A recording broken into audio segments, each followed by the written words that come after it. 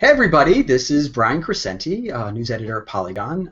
Just a reminder again, this is not in any way affiliated with Polygon. I am doing a mentorship with Andrea Dietz, who is on this call. We've been doing this since August, September? I can't remember. So every week we try to talk about different things. I actually planned this out with Andrea when we first started.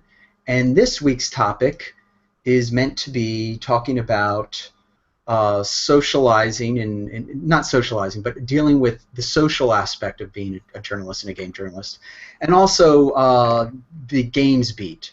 So it's important, I think, to remember that while game journalism is journalism, it is in essence a beat. So just like there's a sports beat and a features beat and science and all kinds of other beats, education, crime, in my mind, the way this should be treated is as a beat within journalism.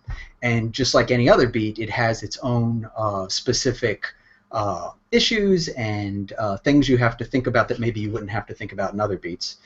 So we're going to talk about that a little bit. Andrea and I both were sort of discussing how to do this, and especially with what's been going on lately.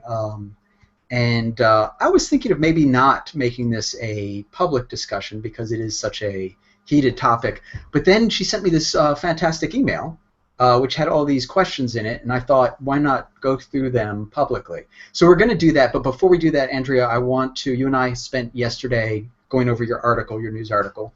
And I want to do that real quickly with you before we continue. And you know what? I lied. I am going to go ahead and tweet that we're doing this right now because I'm a filthy liar. If I can find the link. I can never figure out how to do the links on these things. Yeah, I have no clue. I just opened this up again, which is hilarious. It's on YouTube, right? I don't know where it is. It's so funny. I am such not a digital native. So let's, while I'm doing this, why don't you bring up your story? Okay.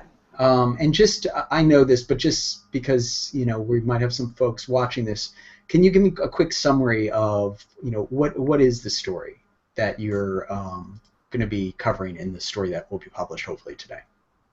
So it's about this interactive web-based game that was made by Al Jazeera and a studio in Italy about pirate fishing, and it's based off this 2012 documentary that was done by a journalist, Juliana Rufus, and it kind of asks you to become an investigative journalist in the game, and you explore what's happening with pirate fishing off the coast of Sierra Leone and how it affects the local residents and their food supply, and you kind of, it just takes you on a journey of the investigation and how to investigate and how to be an investigative journalist and collect evidence. So it's about that and how to use gamification to kind of give legs to a story and to make it more accessible.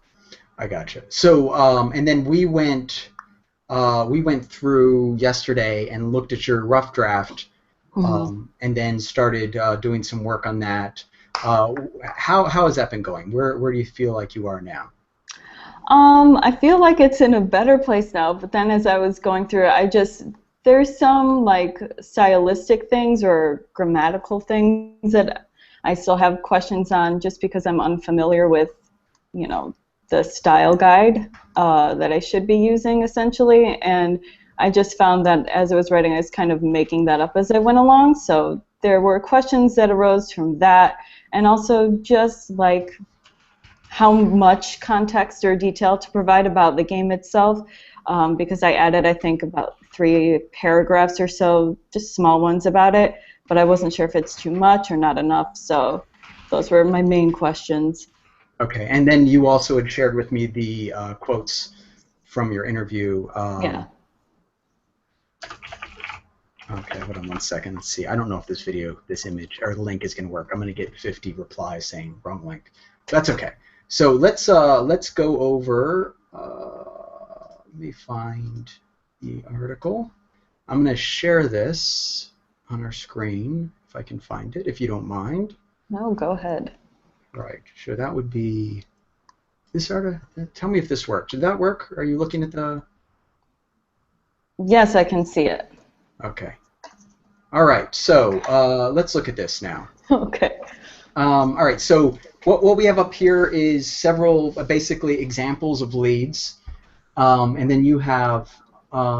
So which ones are all these leads that you messed around with, or which one do Yeah, you like the? they were all leads that I kind of made up, and I was like, I don't know which one is good, so I just kept them all in there. Okay. So do you have a favorite? Oh gosh. I mean, I don't know if I do have a favorite because I don't know. I mean, Well, okay. So let's. the one that like we came up with yesterday, which I think was yeah, these two are the same actually, but Oh yeah.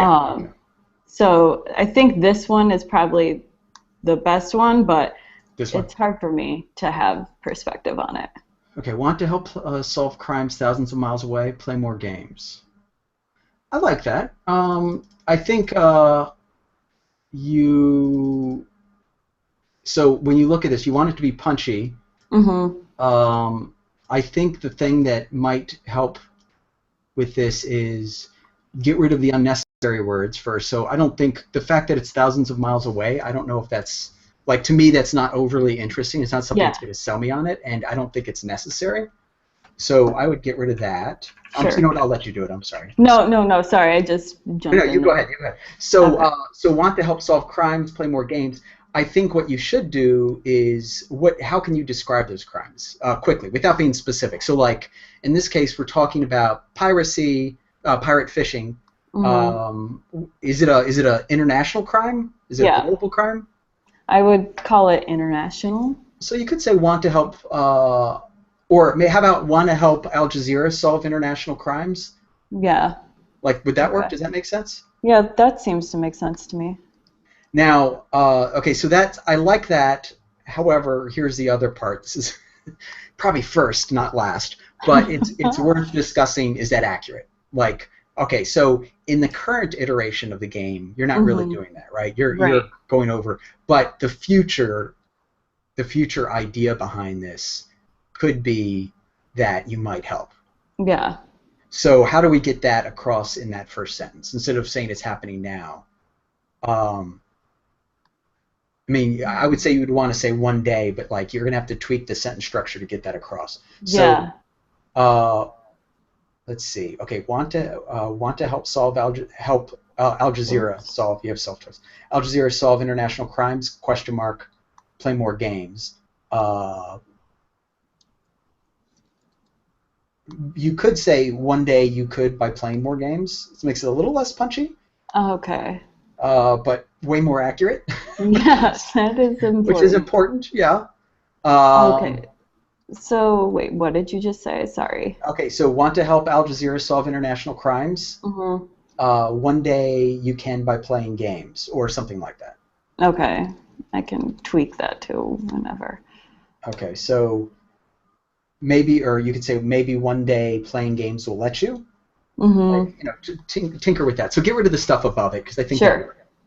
would. So that just yeah, you're within striking distance on that lead. Okay. Okay. All right. So now you go from here to your graph that talks about um, last month Al Jazeera began to experiment with how they investigate complex, globally important stories by turning one of them into a playable computer game. So that kind of is your nut graph. Pirate fishing. You'd want once this is on your site, I would italicize pirate fishing. Okay. Or you can actually let's do it now so you don't forget. Sure. Oh, were you doing? Yeah, sorry. Sorry. No, you really should. I'm just so used to. Which the international news organization published on September 24th has players both learning about and investigating the multi-million-dollar pirate fishing industry, which operates off the fish-rich coast of West Africa. Do you have a question here? Let's see. I don't know what. Um, how about a instead of the a multi-million instead of the multi-million? Oh, yeah. Okay, so that would solve that issue. All right. The game is based on Al Jazeera's 2012 People and Power series. Yes. Okay. This is why I need to submit. He knows these things off the top of his head. I would italicize pirate fishing and not put it in quotes. Okay, yeah. All right.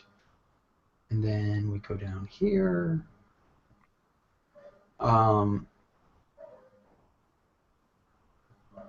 Yeah, I don't think you need quotes around junior or senior reporter or researcher reporter. I think, yeah, I mean, it's clear you're talking about that's your role in the game or your title in the game. Got it. It's not going to cause confusion.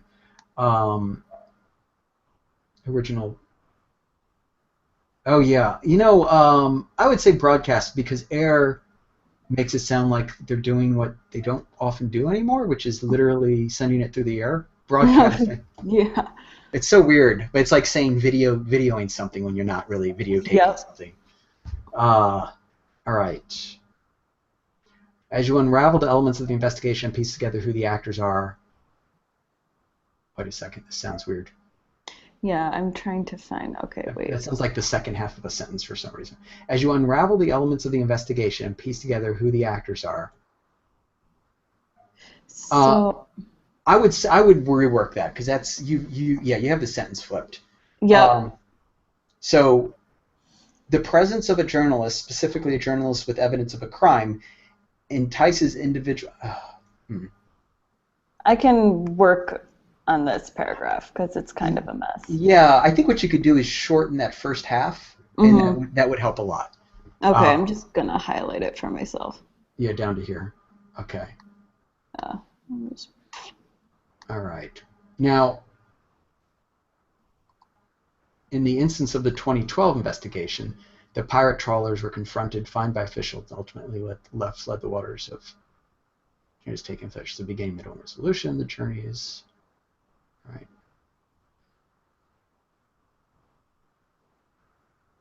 So let me ask you this. Oops, I actually sort of skipped over because I was looking for your notes.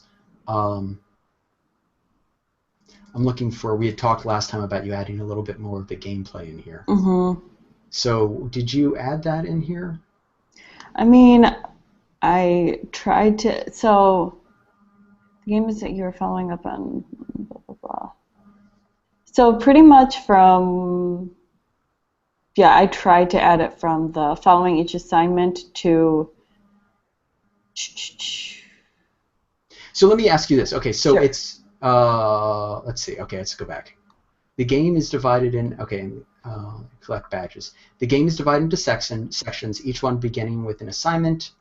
You are following up on tips, fact-checking, speaking with experts. So how do you do all this? So how is the game presented to you? Is it like a scene and you go and click on things, or is it like first person and you're walking around? Yeah, it's not first person. It's basically like you are supposed to infer from the YouTube clips that you're kind of along on this journey with the reporter and her team. So you're kind of just like there, like as a presence, but your presence is never really acknowledged. It's just, it'll be like, here's your assignment, watch this clip, and then once a clip is done, it gives you options to separate the facts and the interviews into notes, background information, and evidence. And so, yeah, that's pretty much how it's done. So if I've never seen this game, and I have briefly, but not really, what I am not getting from what you're telling me is the interface. So I understand there's videos and those things, but like when you first launch the game, what is it you see? You bring up a website, right? Yeah. So that website, I'm assuming it has a start button or something like that. Yeah, so you start and then you kind of get a message from your editor saying that there's been a tip and to go to Sierra Leone and follow up on the tip that pirate fishing is taking place off the coast. And then, so it's kind of like it's done through emails, and then it's got like an iOS phone where you're keeping all of your notes and getting responses from people about your investigation and where things are happening. And so, yeah, but it's all done through like, you get an email and then that's your assignment, and then you watch the YouTube clip, and then from there you take your evidence and you kind of parse it out into which box it should go into. Okay, so visually though, what you would see is, say, that first image. Is it a static, excuse me, a static picture of an office, or what is it? What does that website look like? Okay. That's what I think. You don't have to answer me now, but I'd go back to the game, Sure. see what it looks like, and if your interactions are essentially, it sounds sort of like, and with my experience in playing some of these, like maybe what you have is essentially a website that when you load it, it looks like an image, and there are things you can click on, like maybe there's an image for the phone or for a filing cabinet or whatever. Yeah. But you need to impart that or get that across to readers. It doesn't. You have to go into a lot of detail, but you want people. Right now, you're telling them an interesting story and you're talking about the game, but there's no sort of anchor to what the game looks like, because you want them to be able to imagine it in their head. Yep. Again, we're talking like 1 or 2 sentences. I wouldn't go overboard, but definitely put a little bit of that in there. Sure. I would also say you can. I would say that maybe high up or somewhere in here, you could also give an example of like, what is that first assignment? Okay. So like you could say something like, for instance, in the first assignment you receive an email, that email pops up here, and then you do this and you're shown this video from YouTube that's a real footage. Like that way you've explained the game, but then when you give the example, the real example from the game, it all kind of comes together and people could say, okay, I get it. Yeah, I had this last night and then I deleted it. So. Oh, that's the worst. Okay, so do that again in this section. Okay, let's talk about quotes. Have you added quotes in here? Yes. Let me find them. I'm going to bring up. So these are the quotes you have. I'm going to move this over here, the story over here, and I'm looking at your quotes. So you have the quote.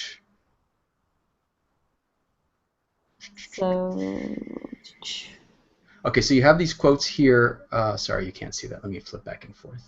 Sure.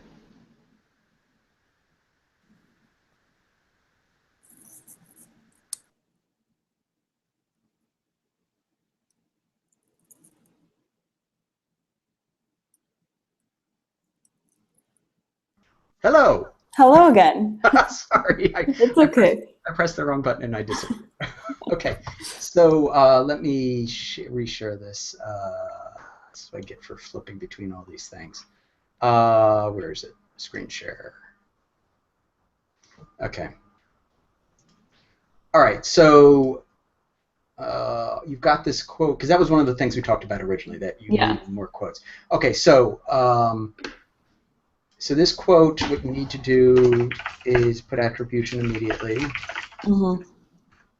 And let's see, you can fix that. So that's good. You have a quote high up. That's nice, and it kind of tucks people into that idea. And then we were talking about you using a quote. Where was it? I think it was right around. Oh, maybe it was here. Was it this quote, or is that one that was already in there? That one was already in there. I think I know I added quotes here. It might be this one. That I added. Okay, so let's go through. Sure. So quotes there. And I would avoid this. You have 2 graphs back to back that start with this footage. Oh, yeah. So rework one of those. Sure. So yeah, this is all going to be gameplay, and then okay, and then you have this quote.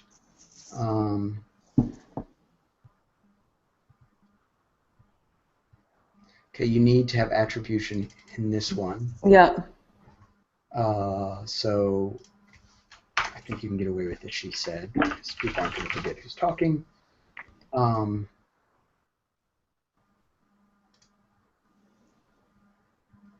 Okay, so we're down here.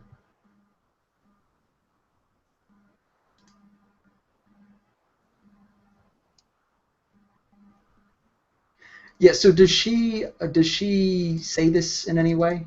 So it is opinion-y. Yeah, so this honestly I would take that out because she never said that. So could probably take that out or find a different way of wording it. Okay. All right. So yeah, I would. Let's see.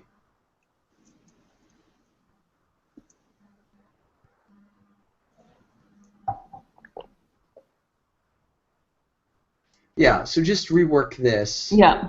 And do those couple of other things we talked about, and I think you'll be set. Let me just zip through your quotes here. So these are your questions in bold. Yeah. And just for people who, aren't aware, you did a Skype phone call, but that tech broke down over time, so you followed up with an email interview. Yeah. Okay. And that's like my shorthand notes, so they might not make any sense. No, that's fine. Yeah, that is okay. So you brainstorm.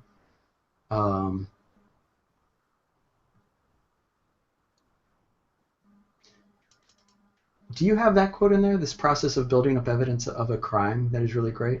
I want to say I have it. Let me find this.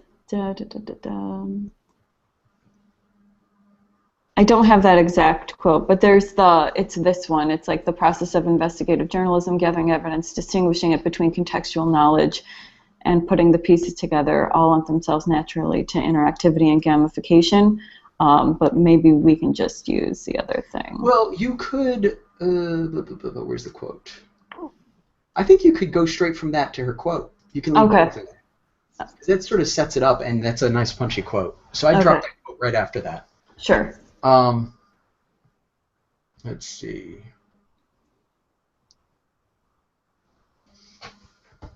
Da-da-da.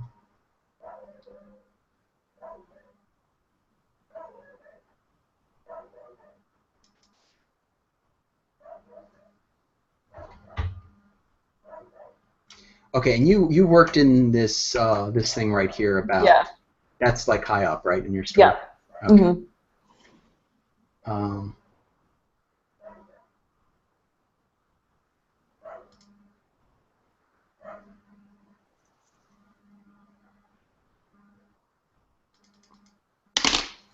Yeah, I think that's good. You have the good quotes in there, other than that one I mentioned. Sure. All right, so this looks good. Just do those last couple of tweaks and try to get that back to me today, and I'll do a final look, and you can put it up on your site, and we'll link to it. Sure. Awesome. All right, so let's go to your email, which I think is okay to share, right? It's okay to. You know what? Actually, I won't share it. I'll just unshare the screen. There we go. Because it's kind of a lot of rambling. Rambles. All right, so. Okay, so let's talk. I'm going to talk a little bit about some of your questions, but also some of the things that I think come up in the coverage of video games as a beat.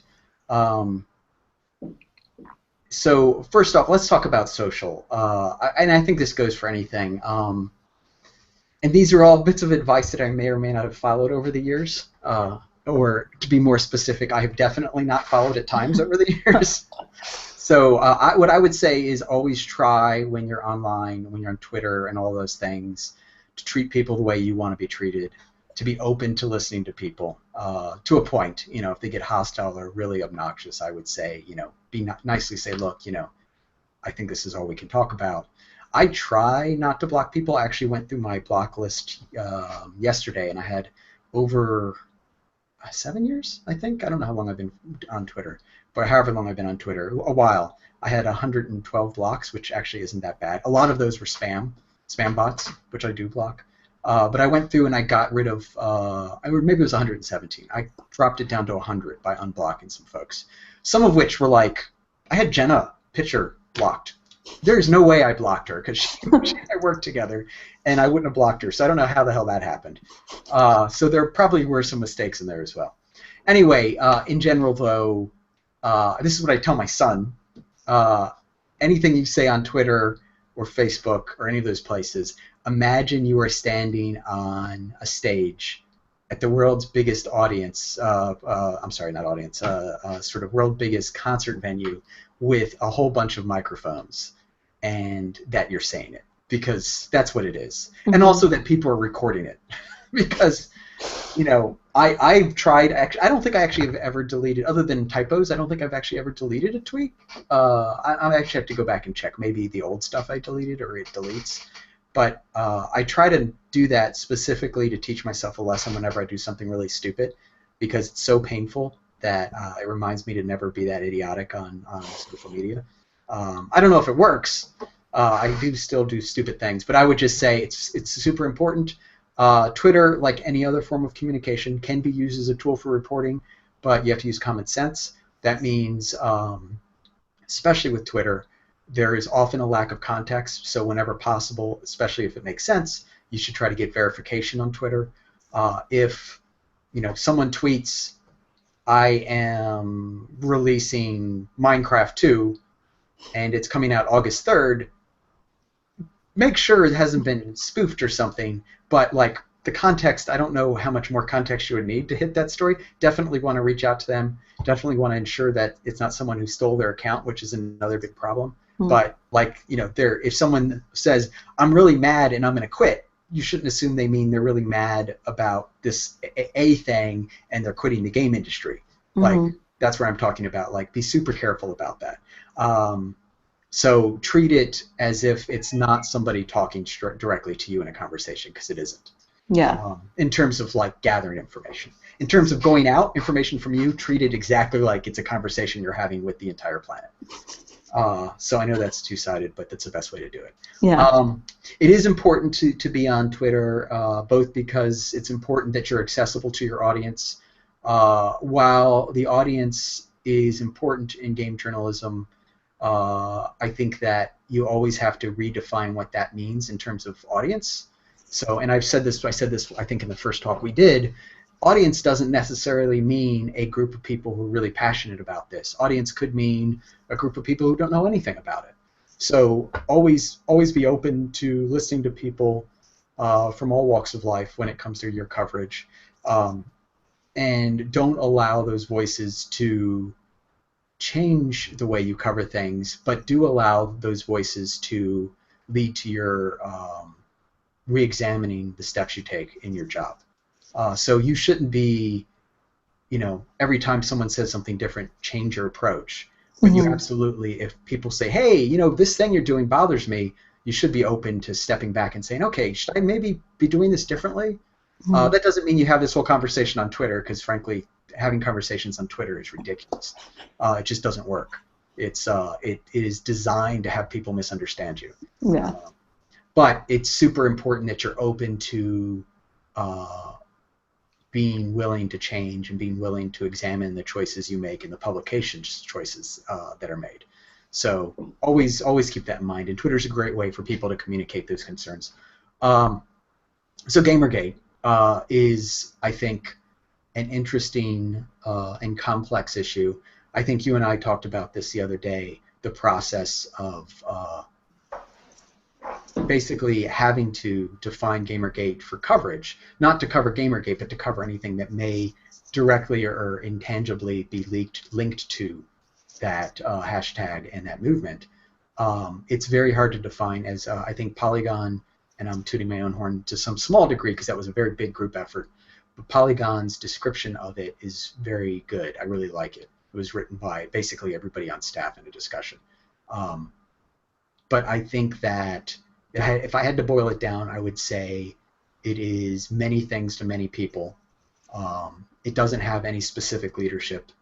And because of that, I don't think it has any definitive goals. It has a lot of different goals from a lot of different subsets within that group. And there maybe are things that you can define as, hey, there are a lot of people talking about this thing or doing this negative thing that happen to be using that hashtag.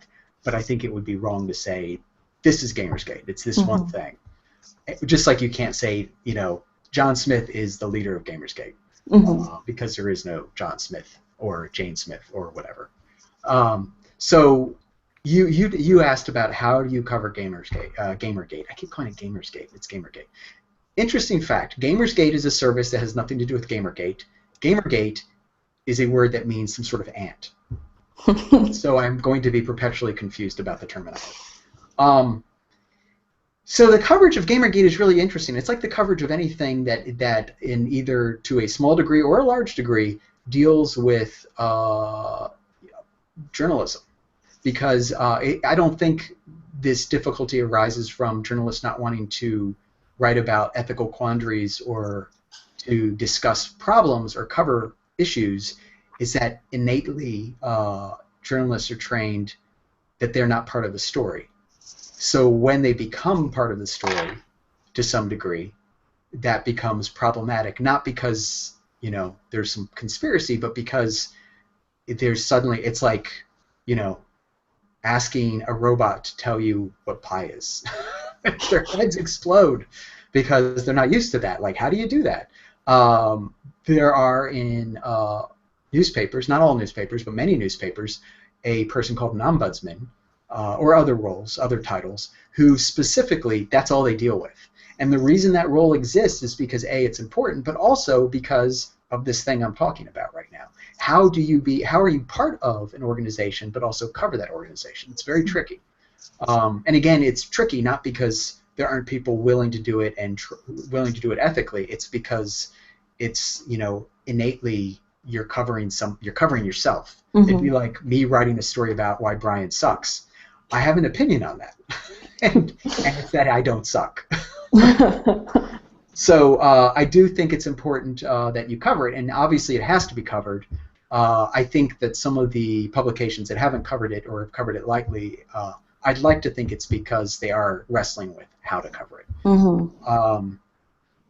So there is, of course, I think also the fact that for whatever reason, when you bring up this topic, it often evokes a lot of passionate discourse. Let's put it that way, Mm-hmm.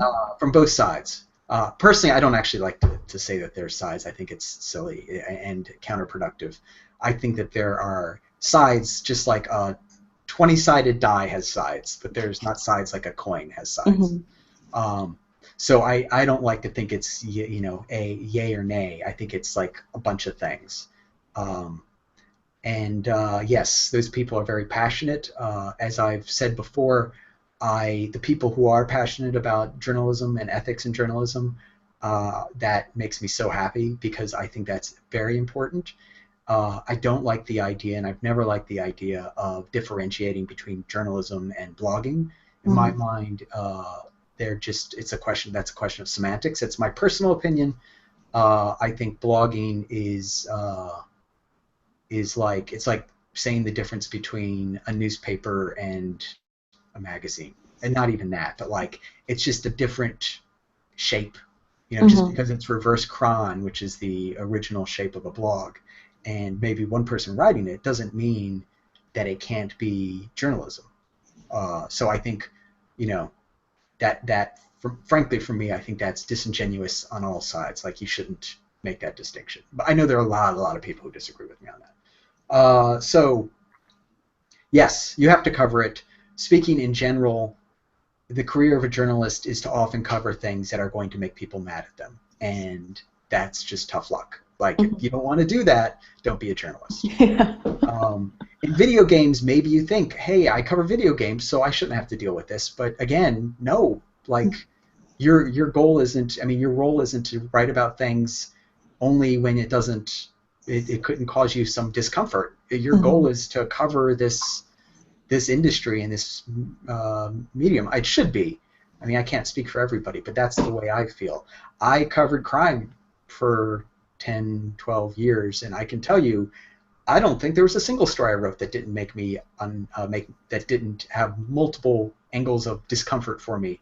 And there were plenty of times when I had angry people to deal with, including people who threatened me in person, who had committed crimes and even killed people before. And that sounds like I'm talking about harassment. I'm not. I'm talking about the fact that as a journalist, there's a lot of things you're going to have to deal with. So when you enter this profession, I think you need to keep that in mind.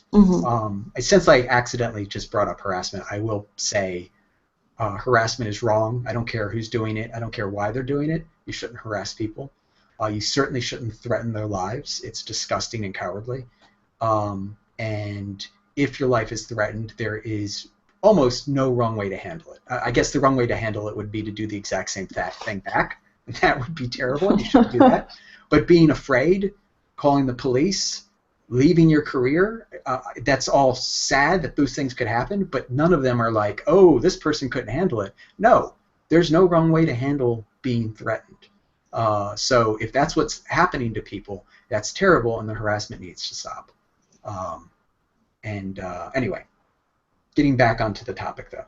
Let's see. People, I don't want to read these all out loud, but... So objectivity. You mentioned objectivity. Yeah. That's interesting. It's an interesting discussion. I talked about this in my first talk, where I talked about the principles of journalism, and I think a lot of this does boil down to the definition of objectivity and what people expect, what they mean when they say objectivity. And it's fair that what they mean is not what journalists mean, because journalists have this goofy way of approaching objectivity, and that approach is essentially that they've created what is on some level a scientific method by which to do reporting, and that scientific method in theory is meant to lead to a story you write that is more objective than if you didn't use that method. And that means, for instance, verification, a discipline of verification, and not saying things without having them proven and having someone to attribute them to. So does that answer your question, or do you have a more? Okay. I'm sorry, I'm reading as I'm... That's okay. Yeah, so you were talking a little bit more about objectivity. Yeah. So yeah, I think it is interesting, because what you say here is that from one perspective, it appears that when a reader is given objectivity, they're upset because they believe that there isn't a firm enough response. Either too much is being done or not enough, and you're asking how you deal with that. I mean, journalism is a great career for learning how to turn the other cheek, because that's basically what you have to do. You have to try to do your job correctly, ethically, using the principles of journalism, and then stand by it. I mean, unless you've genuinely screwed up, and as I said earlier, be open to those conversations. But it doesn't make sense to get into an argument with someone when they say, I reported this story, and I'll give you a police story. I go out to a crime scene, and they are conducting a murder investigation, and there's a body lying on the ground next to me, and the body appears to have bullet holes in it, and they tell me they're investigating the homicide of this person who's been shot 3 times. And I write that story and say, police said, and that the investigation's ongoing. And then I get an email from someone saying, why didn't you say black people did it? And I promise you that happened a lot. And it's like, because I don't know if that's true, because the police didn't say that, and it's the same reason I didn't say gosh at the end of my story. They really shouldn't have killed that guy. Right. Because duh, but also, do I need to say that, or can you not figure that out on your own? Yeah. That's what journalistic objectivity means. It doesn't mean, I don't know. Anyway, but the point is, as much as I want to call that guy back and call him a racist and other nasty things, it doesn't make any sense. I'm not in this job to have arguments with people. I'm in this job to try to do my best to inform people so they can hopefully not jump to, but reach their own conclusions. That's our job. That's supposed to be our job. And I'm speaking specifically about news coverage. For anybody who's like, but that review, which is why I don't write reviews. Very rarely. Okay.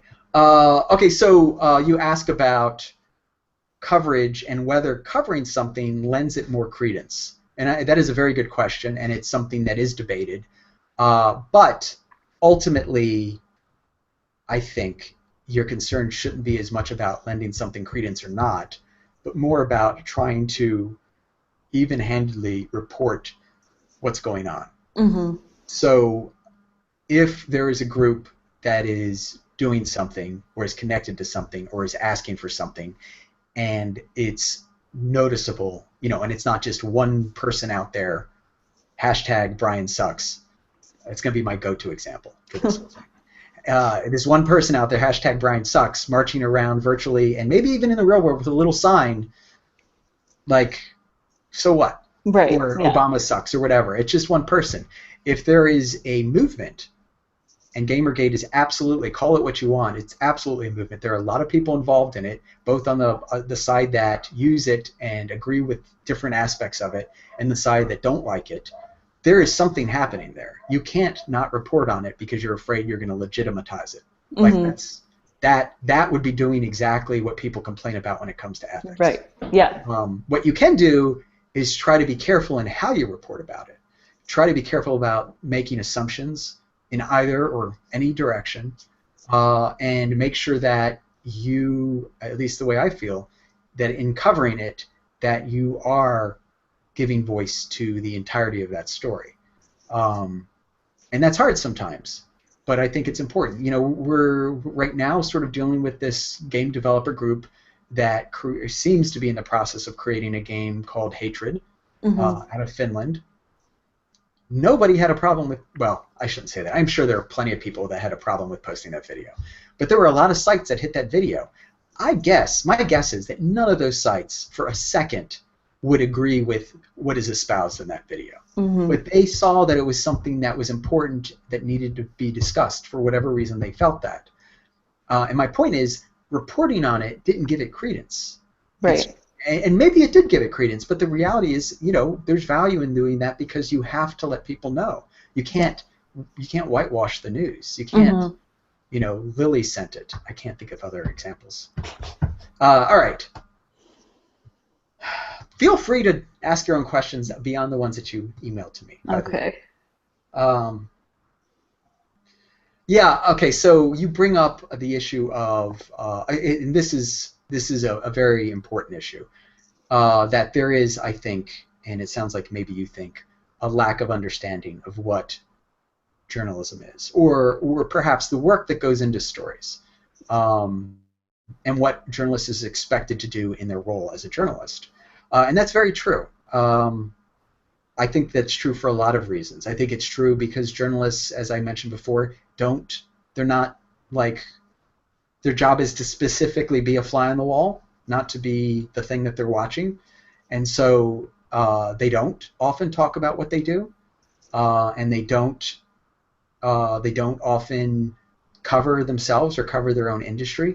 And so because of that, who's going to cover journalism? Now, you do have ombudsmen, you do have wonderful places like Pointer and universities and magazines that are all about Quill. Is a magazine put out by the University of Maryland where I went to school. You have these great things that do cover journalism, but it almost never enters the mainstream. Yeah. Because, frankly, it's boring to people who aren't news nerds like myself. So people, it's understandable that they wouldn't quite understand how journalism works. And, my dad doesn't understand how journalism works. He's always, he loves Fox News, always watches Fox News. I try not to be, slanted one way or the other. I don't like Fox News because it's so emotional in the way it covers things. And he and I always get into these arguments. And it is driven by, a lot of the things that drive a lot of these conversations. Like, he'll bring up something about, how the newspaper has this thing. And I'm like, you understand, like, when you say that, you're talking about, like, the Rocky Mountain News. Hundreds and hundreds of people putting together a newspaper every day.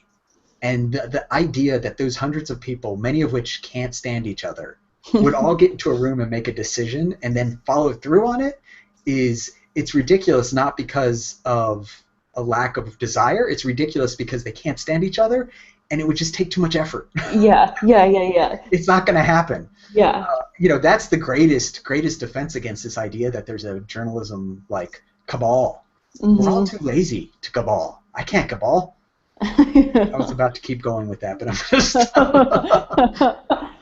Anyway, so yeah, I think it is a big problem. One of the reasons I'm doing this is because I think it's important that people who want to be journalists learn what that means.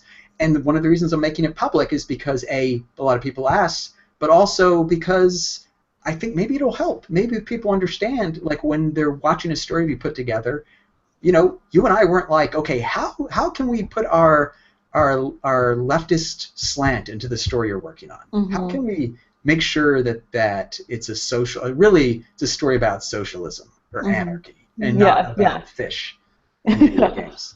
Like, that's what we went through. That edit, that's an edit. Like, that's how they work. And again, I'm not talking for the planet. I've not met everybody, but everywhere I've worked at like 6 or 7 newspapers and done a lot of freelance and, you know, done stuff online, and I've never run into, I shouldn't say never, I very rarely have run into those instances. And when I have run into those instances, boy, you should have heard the arguments that occurred in the newsroom. Like, people lost their shit. Yeah. And I kid you not. Like, you think the stuff going on with Gamergate is like emotional? You should see what happens when a newspaper makes a decision about, you know, what the president should look like, which photo to use, whether it's one where he looks good or bad, and it's going to run on the front paper. There's like almost fistfights. And like, so again, the idea that everybody's working together, it's like, oh, no way. Anyway, let's see.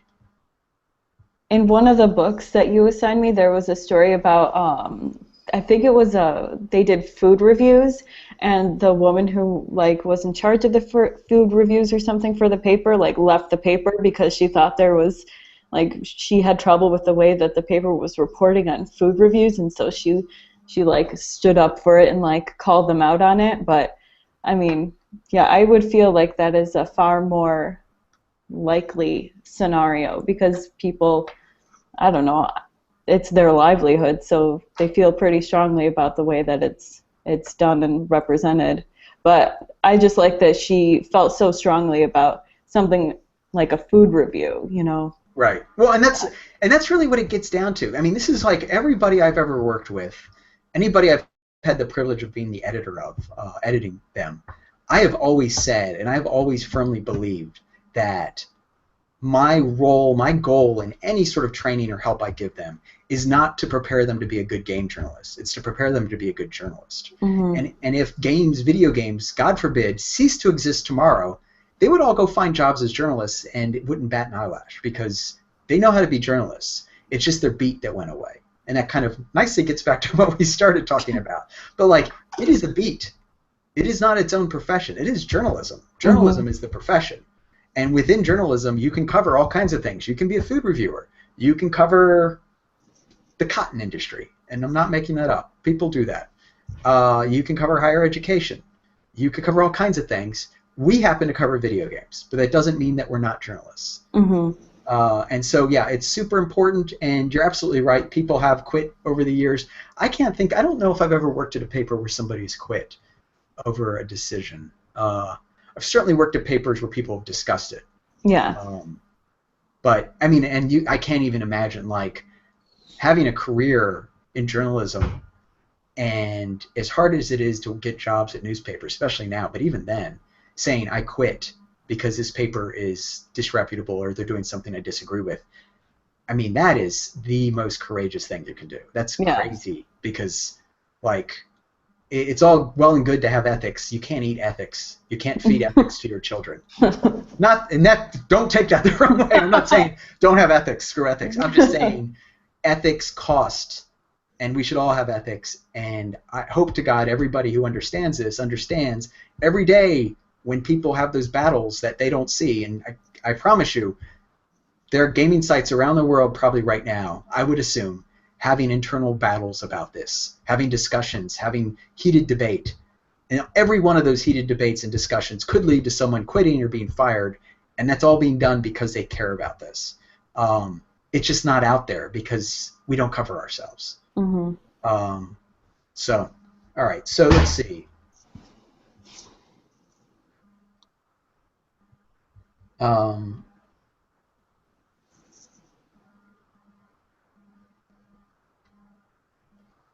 So people want to see responsive social and critical commentary on Gamergate, but they don't often think about what the offshoot means. So what do you mean by that? Oh my gosh, let me try to figure out what I mean by that. You emailed, just so everybody knows, this was emailed at 5 in the morning. Well, your time, it was like 2 a.m. my time. Oh, just 2. All right, never mind. It was just 2 a.m. in the morning. Yeah, I need to look at this again. I think it was more like I was thinking about how, like in politics, when people cover politics, like you'll have George Will or someone, who writes a social commentary, but then that commentary appears alongside or is presented as some sort of like factual thing when it's really just opinion. And that's something I think I was more kind of talking about, that seems to be a dialogue that's occurring within the media landscape now, is where the social commentary kind of comes in with, I guess you would call more like straight reporting. You know what I mean? Right. Yeah, it's interesting. So when I started at Kotaku, the mandate there was to be snarky. This was a long time ago, but to offer opinion and to be a little snarky about it. Having been a police reporter for so long, you can imagine I never snuck snark into those stories. Yeah. But in sort of thinking about that and how different it was for me, I saw it as an opportunity. So as I was hiring people, I would deliberately hire people who essentially I disagreed with, because I felt like it would be really interesting. It would create this sort of this soup of opinion, and hopefully that would be a tasty soup and not something terrible. But like the idea that everybody would have different opinions, and those opinions would be part of their articles, and that maybe I would write something passionately in defense of the original BioShock, and Luke Plunkett would write something telling me how terrible it was. In fact, the first time we did Game of the Year, I was the only person on staff who voted internally and said this externally, that I thought Black Ops was Game of the Year. And everybody disagreed with me, and we had this huge debate, public debate, in article form about it. And it was great. It was like that. I think that kind of public discourse is fantastic, and I love that. But when I came to Polygon, I had a chance as the news editor. Grant did some really smart things. One of the things he did was he told everybody who was going to be in charge of their section, essentially, to get together with their deputy if they had one, or just themselves, and kind of come up with an approach. And then we had this big meeting, and we debated everything. We had big arguments about how to do everything. And so I did a bunch of research, and I talked about this before, but I did a bunch of research on how news was covered and how it had changed since I had been at newspapers. And I did a lot of sort of thinking, and the decision I came up with at the time, the recommendation was that we shouldn't put opinion. And not that it's wrong, but I thought it would be healthy for an organization that was going to be bigger, like the size of Polygon wanted to be and kind of has become, that it put news in news and that there be no opinions there. Again, coming from Kotaku, I didn't have a problem with doing it the other way. I just wanted to see what this was like. And that opinions would then be expressed strictly as opinion pieces. Eventually, we got Ben, who writes amazing opinion pieces, and he was in charge of that, or is in charge of that. And so those stories are supposed to be distinctly different. And what I've discovered over time is that both of those have big pluses and minuses. So now, as a news organization, the part of Polygon that does news, when we write something, when we cover something that is contentious or makes people very emotional, they get angry because we're not taking a side. Even though we're not, they're not angry because they disagree with us. They're angry because we're not participating, which I find very interesting. And for a while, we actually didn't have opinion pieces. We hadn't hired an opinions editor. It was much worse then. Now that we have an opinions editor, I think that anger has shifted over, and now people either like or disagree with the opinions expressed. But there's still a little bit of that, like, why are you covering this without saying it's wrong?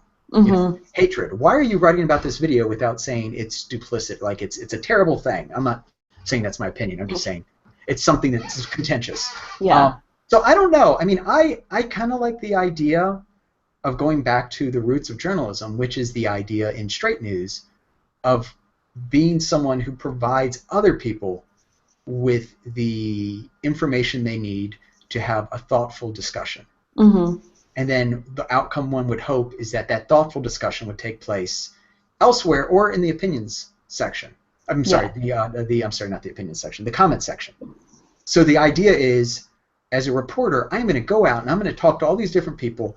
I'm going to pull it all together, and I'm going to try to present this as cleanly as I can, try to get rid of all confusion, yes, try to write it in a way, at least at the top, that grabs your attention, but not in a way that misleads you or gets you angry, hopefully, and present all this information as evenly as I can without picking one side or another, so you have all facets of what's going on.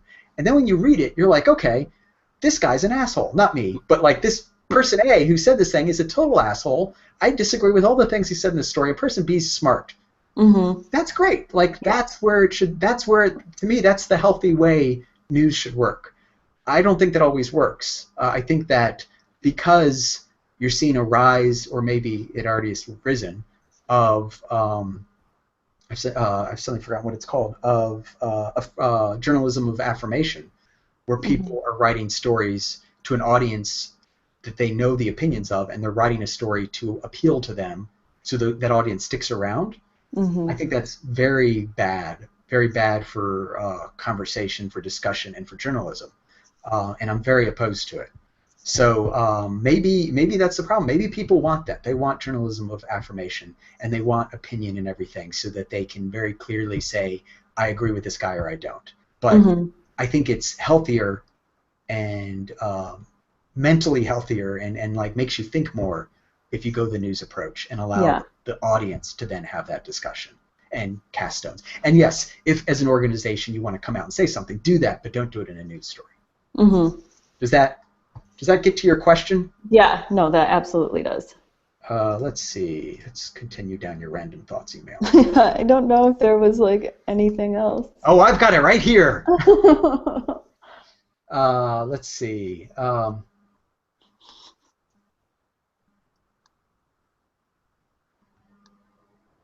Yeah, okay, so yeah, you do mention what has become a problem. I think I talked about this a little bit, and that is that there has arisen from that tag on both sides a lot of vitriol. Sorry, I need to drink. I didn't put anything in that coffee. So it is very hard to cover. It is very hard to talk about, because it was interesting. Someone did I read a story today, frankly, I don't remember where I read it, about a bot. And now I don't know if this bot was created specifically to troll that hashtag, or if it just got sucked into it. But it was really interesting, because people were getting angry at a bot that literally was behaving like a bot. And I don't mean calling them names. It was asking questions that it derived out of the statement that was just made. And there were some people getting mad. And it's like, wow, if you can get mad at something that is literally mirroring what you're saying and turning it into questions, like, that's a lot of anger. Yeah, that seems weird to me. And again, I'm not saying that that's what the movement is. I'm not saying any of that. I'm just saying you're absolutely right. There is a lot of vitriol tied to both sides of this debate. When I, on Twitter the other day, asked people to tell me what ethical issues they have with journalism, which is one of the topics that has come up repeatedly tied to Gamergate, and is obviously something I feel passionate about and I'm very interested in, want to hear people talk about, I had people on both sides attacking me, or multiple sides attacking me, both because I was willing only to listen to that thing, and I don't think that's healthy. I think, getting back to your question, the way you make all of this into something coherent and useful is look at not the anger, but look at what's causing the anger, and then trying to get to the root of that. And and I would only do this as a journalist if it involves journalism. So since it involves journalism, I see people saying they're unhappy with the state of journalism. If that's true, I would very much like to know why. And not because I'm being defensive. You know, it could come from a myriad of reasons. It could be that there are unethical things happening. It could be that there's a misunderstanding, like we just talked about. Maybe they think that journalists do something that they don't do. It could be that there should be a change. Journalism changes. We talked about that in that first talk. Yeah. Journalism is always sort of evolving. Like the cutting edge of journalism now, to some degree, is sort of what your fish story is about. The idea of doing grassroots and doing the hell's it called? I've suddenly forgotten. Group journalism. That's not the word. The crowdsource? Yes, thank you. Okay. Yes. So crowdsourcing journalism. That's great. And if I kept my nose to the ground and was constantly working on my job and doing my story and interviewing people, I would have never come up. I would have never even thought about the idea of crowdsourcing. Like, it's on some level almost antithetical to things that I was taught when I was in journalism school. But it's a really good idea if done correctly. So it's important that these conversations continue. I am not a person who likes to get hung up on the drama. I don't like drama. I don't think anybody likes drama.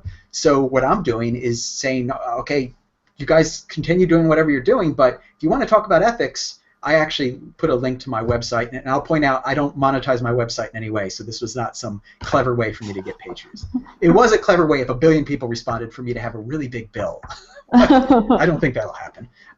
So, I was like, leave, you argue all you want, go for that.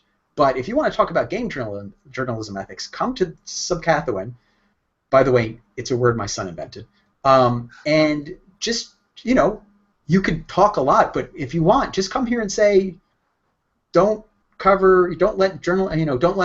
I don't want to call anybody out. Don't let a publisher pay for your trip to LA. Yeah. Okay, that's very legitimate. Let's talk about it. Like, let's do that. That's healthy. That's something you can actually act upon. And I think it's great, and I am always up for those conversations if I'm not on deadline. So yeah, I think you can. So there are sort of two things here. The first question I think you asked about was the coverage of something that is so difficult to cover. Absolutely, it's difficult to cover, but I don't think you can get around it. Right. It's important. The second thing you're asking, I think, is, as a journalist, how do you deal with this topic that is calling out journalism and is so heated? And I think the way you do that is by not getting sucked into the emotional part of it, and people are very emotional, and I can understand why. But instead say, okay, you guys could do that, but the specific thing that I want to talk about are these ethics issues, and let's talk about those. And let's not do it on Twitter, because that is like, you might as well do it during a boxing match. Like, let's put on gloves and punch each other while we talk about game journalism. Yeah. Twitter is the worst place to have conversations. I've gotten into arguments with people accidentally about friendly things on Twitter. Can you imagine trying to have a discussion about ethics? That's crazy. So yeah, other quick topics to talk about when it comes to the beat of video games. Again, super big point that I'd put in neon lights above this is it is a beat. You're a journalist. Never forget that. This is journalism.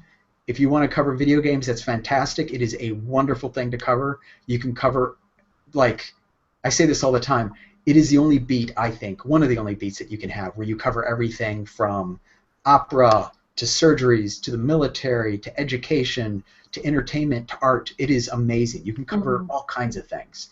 There is no boundary for what you can cover if you want to look for something in terms of matching up with your interests. You could actually have beats inside of this beat, though I think that's silly. I'd rather just have a beat of video games.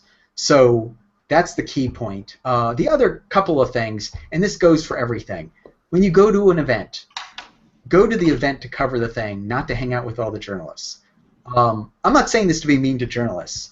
This is how people are. When you get a group of 6 or 7 people together who know each other because they have seen each other at every single event for the last 5 years, and put them in a room full of strangers, what will probably happen is they will all get together and start talking to each other. That is human nature. That doesn't make them evil people. It makes them people. Yeah. But what you need to do is tell yourself, I'm not here to talk to those people. I'm here to do my job. And if it's my job, I need to go talk to all those strangers. And I need to get interviews, and I need to do all this other stuff. If I'm super friendly with those people, that's great. But do that when you're not working or when you're not at an event. Don't waste your time or the event's time doing that. Previews, you should read the thing that I posted last week. Yeah, I read it. You did, okay. So I talk a little bit about that, but also the reason I think previews are important is because it gives you an opportunity to have FaceTime with these people and to examine a game. I think Stephen Totillo, he wrote a big thing about previews on Kotaku. I think it was very smart, but I disagree in the sense that, actually, I don't know if he really said this. You could assume he's saying you shouldn't cover a game before it comes out. I don't know if he was really saying that. I think he was saying you should keep covering games after they come out. And I wholeheartedly agree with that and actually think it's an enormous problem in the game industry. Go out and try to find an amazing game that you love that came out 100 years ago. You can't because it didn't exist. But 10 years ago, you also can't. Where can you go pick up, which library do I have to go to check out Pong? Like, but I have no problem finding, you know, Dante's Inferno or whatever. Like, that's so annoying to me. What other things? So, you know, I think that's really it. I mean, use your time wisely. When you go somewhere, come back with something that made it worth going to. And I don't mean quotes, because you can get those over a phone. Always try to think outside the box. It's good that they're having press events and that they want to talk to you about the fact that this game that they've had 50 press events for now has this character they haven't announced yet. But you don't have to do that story. Like, take that information. That's great to know. Maybe throw it in your story, but find the thing that's interesting. Don't find the thing they want to give you. And they're not doing it because they're mean people, the PR people. They're doing it because that's the thing that they, you know, they've come out with this whole schedule of how they're going to give information out. Whatever. That's great, but that's not why you're there. You're there to get cool stories, to write about neat things. And if it happens to align with what they want to talk about, whatever. That's great too. But really, ultimately, you're there for your readers to tell them interesting stories about interesting things. Yeah. Do you have any other questions about game journalism, like the beat of video games? Okay, probably not right now, but, you know, wait until 2 a.m. and you might get another, like... We should do these calls at 5 a.m. my time. Yes. All right, so we talked about social, we talked about the beat. Last week we're supposed to talk about the interview process. Next week we're supposed to talk about features. I think what we're going to do is combine those, or maybe do 2 back-to-back. So I would say... get this story to me by today. I'd like it to go up today. Okay. Monday, I'll email you a time, but Monday we'll do a talk where we talk about maybe just interview techniques. I'll give you my favorite right now. We'll go back into it again. But when you're doing an interview, with very few exceptions, you are not there to have a casual conversation with someone. And they are in no way there to listen to you tell them how wonderful you think they are. That is not, in fact, an interview. And it happens so often where someone's like, you know, it's in a group room and they go to ask a question and instead their question is a rambly 5-minute statement about how much they love their game. And then they sit down and you're like, how are you going to get a story out of that question? So, yeah, but we'll talk about interview techniques. There are a lot of them, and I love interviews. Interviews are so fun because you get to talk to smart people, and when they really work, well, they actually do become a sort of conversation, and that conversation then can become an amazing story. So we'll talk about that Monday. You get that story to me, and we'll get it up on your site, and I'll tweet it out, and you can tweet it out, and everybody will come read it and tell you how much they hate you. Oh, I can't wait. Yay! All right, thanks. Take care. Sweet. Thanks, bye. Bye.